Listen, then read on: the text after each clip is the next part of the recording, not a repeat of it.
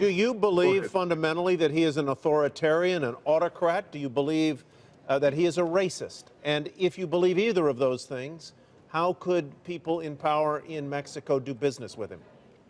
Right now, I think he's an illegitimate president of the United States. Why is he illegitimate? He just won an election. He would have to legitimize. He didn't win the general election, so he's got too many people against him, and they have shown out on the streets.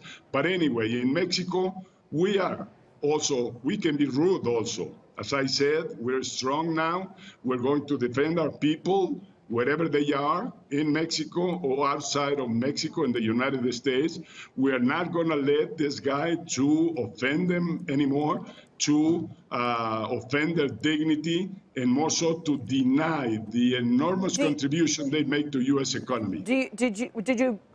Were you relieved in any way when you saw the interview on 60 Minutes? I assume you did.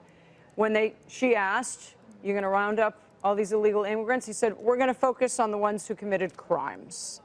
And then when he talked about the wall, maybe a fence in some places, he appeared to already be walking some of that back. Do you buy any of that? Does that give you hope? How can you be president of any country if you don't guarantee security, if you don't find criminality? Of course, he has to go after whites, minorities, Afro-Americans, Mexicans, Muslims that violate the law. That has to be done. We understand that. But to speak about 3 million, to speak about 11 million that he doesn't know, even United States security agencies don't know who they are, don't know where they are. So this might be very dangerous to just start kicking out the first one that crosses in front of security agents. So he better be careful. That cannot be done. What did you think, sir, of the American people when they decided this?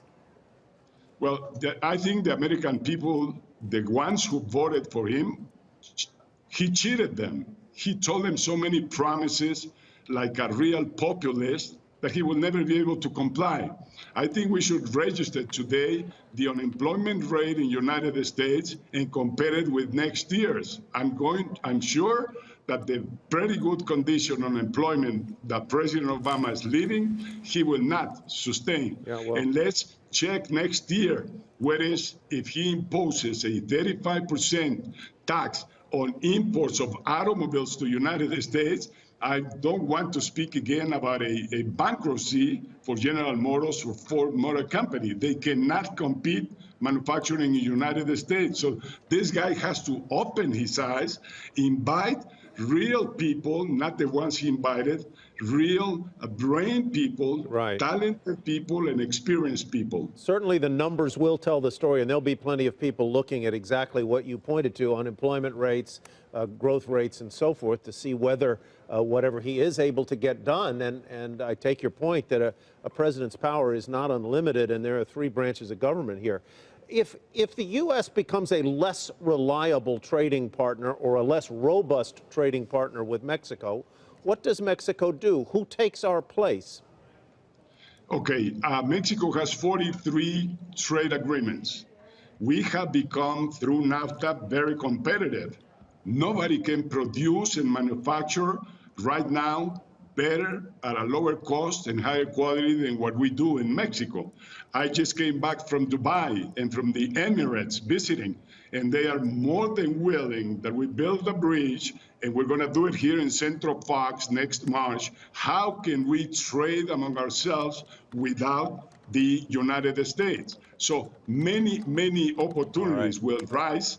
South America, Central America, Europe, we have a trade agreement with Europe. So, yes, we've been accustomed to trading with the United States because it's been good for us. But if we don't have that, we will have where to trade.